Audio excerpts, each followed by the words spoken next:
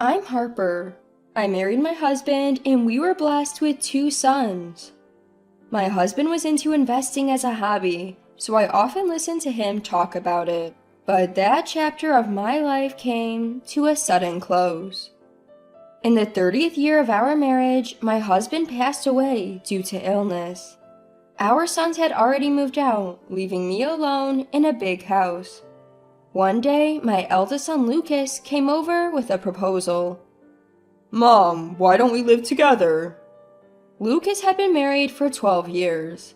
His wife Ava, while sometimes condescending, was a responsible daughter-in-law. They had a daughter, my granddaughter Mia, who was very fond of me. I thought Lucas's proposal could create a more secure environment for me, so I agreed. That's when things went downhill.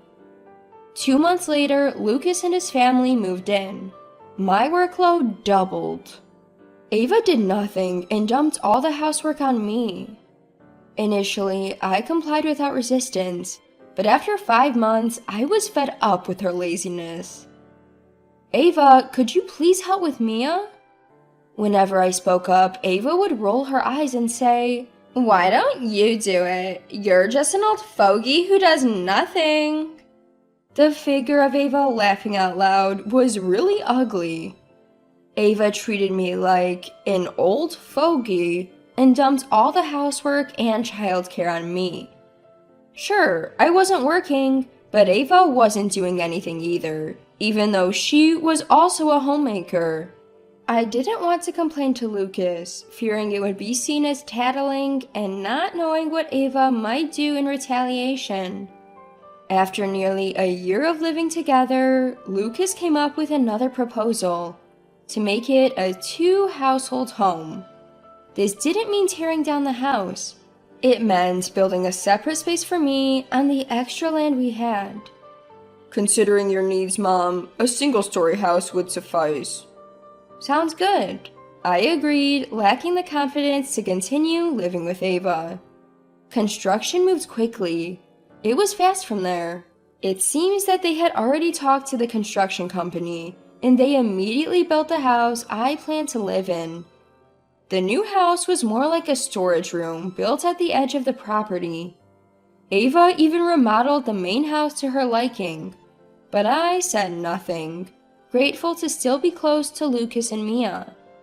I thought if Ava took on her roles as a mother and wife, everything would be fine. I was wrong. Ava continued to make me do all the housework and would disappear when Mia came home, only to return minutes before Lucas. I ended up doing all the chores for their household. I didn't want to make Mia suffer, but I wasn't happy about it. Ava had no intention of changing, and I had given up. Then Ava dropped a bombshell. "Mother-in-law, you should leave," she said. I was stunned, unable to think. "There's no point in you being here. We're living in this house now, and you're just a useless old fogey. Maybe I'll turn your new house into my hobby room," she sneered.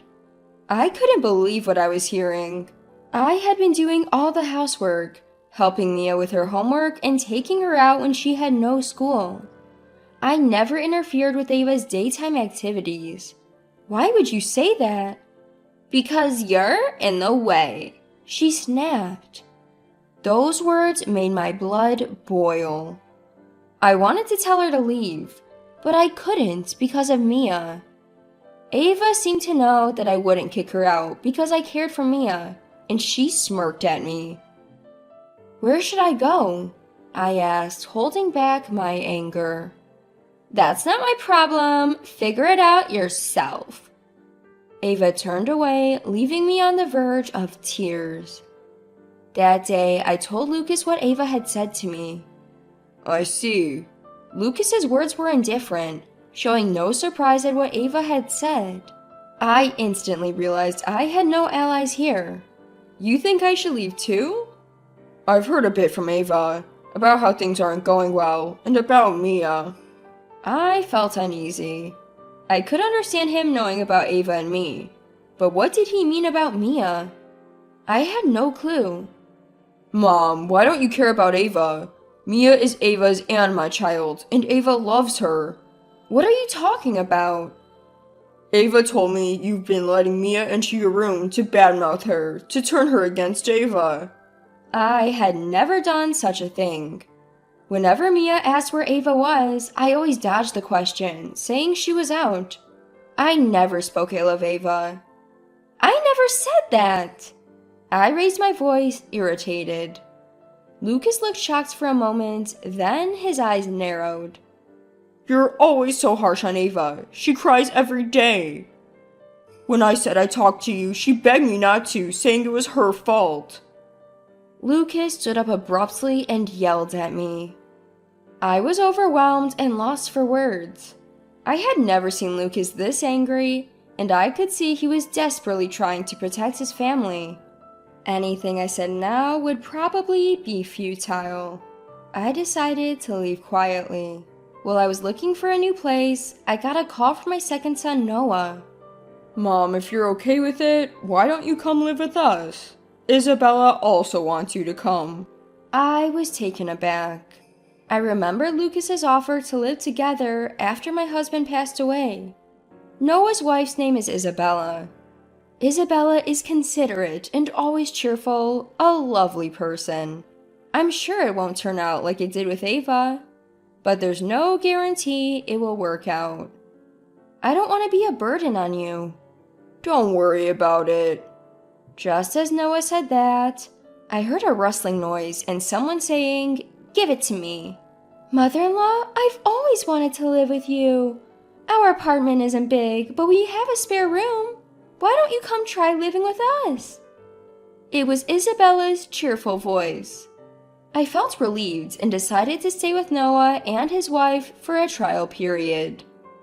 I planned to stay for about a week, packing only a few things. When I left the house, Isabella was waiting for me in her car. She waved and ran over as soon as she saw me. Isabella took my bags and we smoothly got into the car.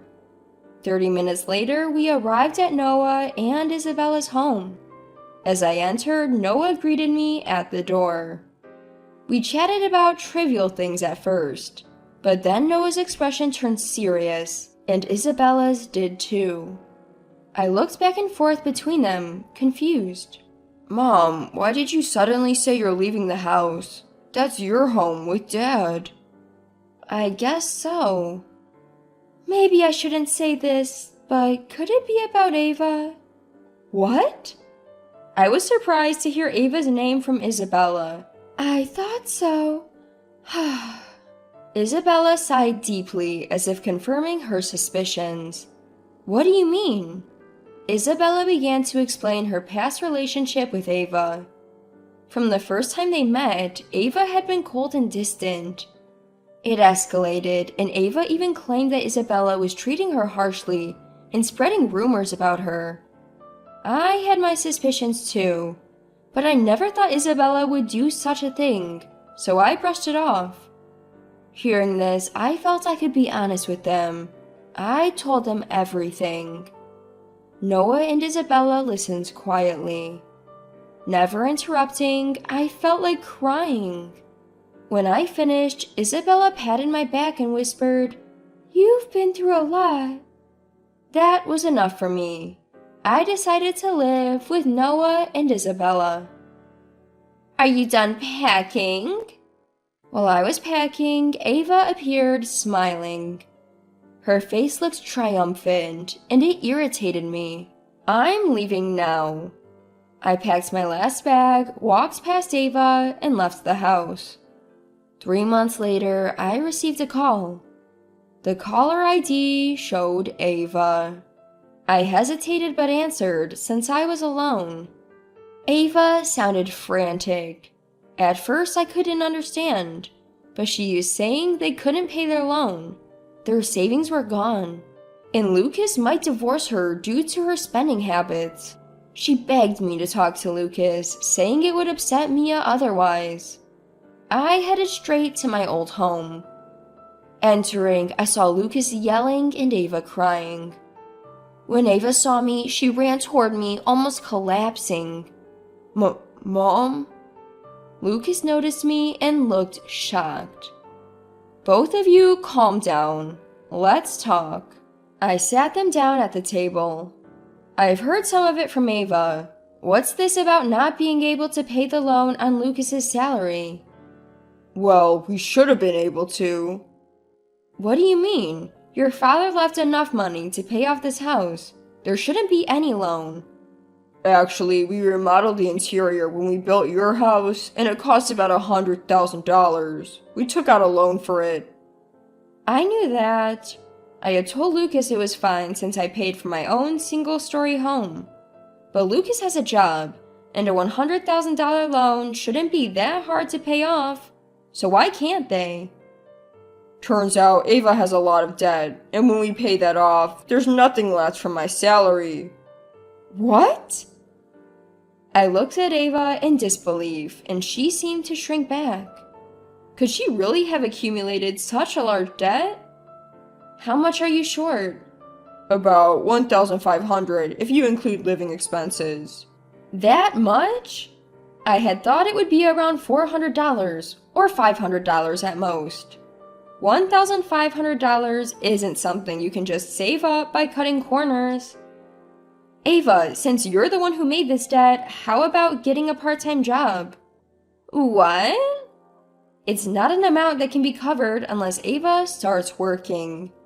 I suggested a part-time job to Ava to show her the reality, but it seemed she didn't like the idea. All of this happened because you left, mother-in-law. If you had continued to give us money for living expenses, we wouldn't be in this mess. I was baffled. Why should I, who moved out, have to financially support a self-sufficient couple with a child? I was so stunned, I couldn't find the words. What are you talking about? This is what you wanted, isn't it?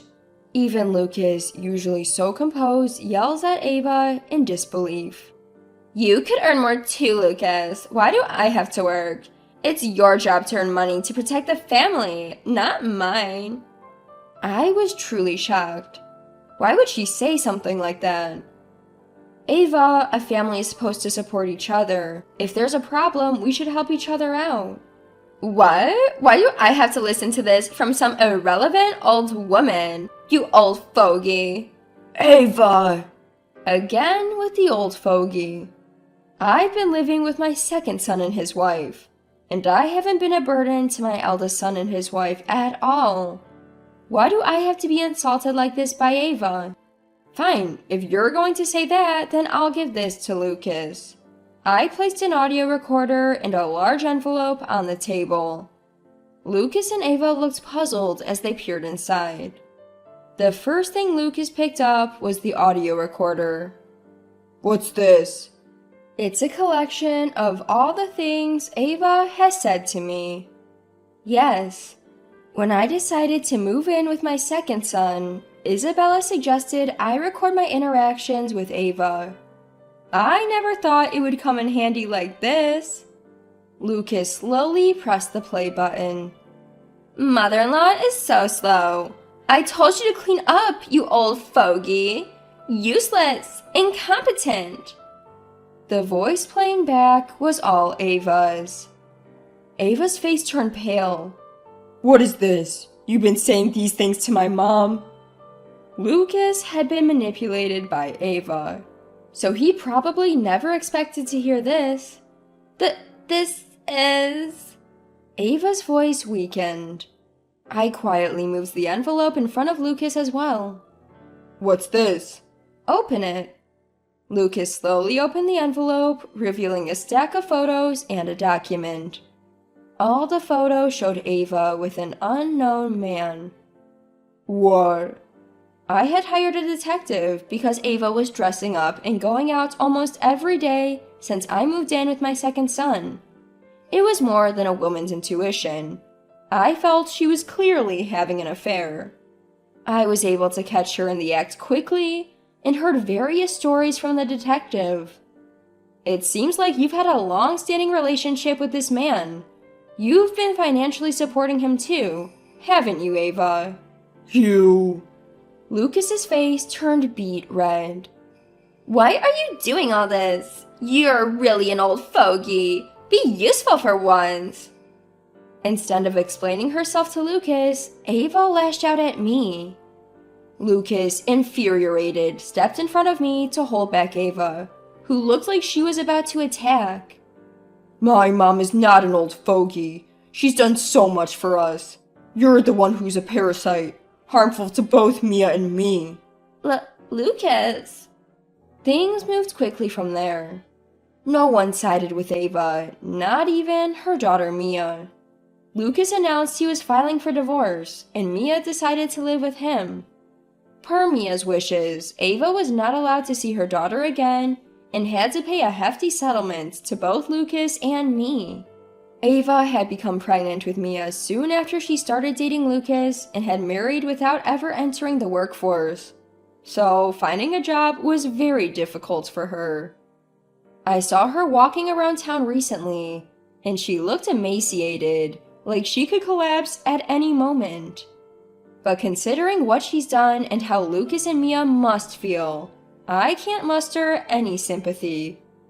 After that, at Lucas's strong request, I moved back to my original home.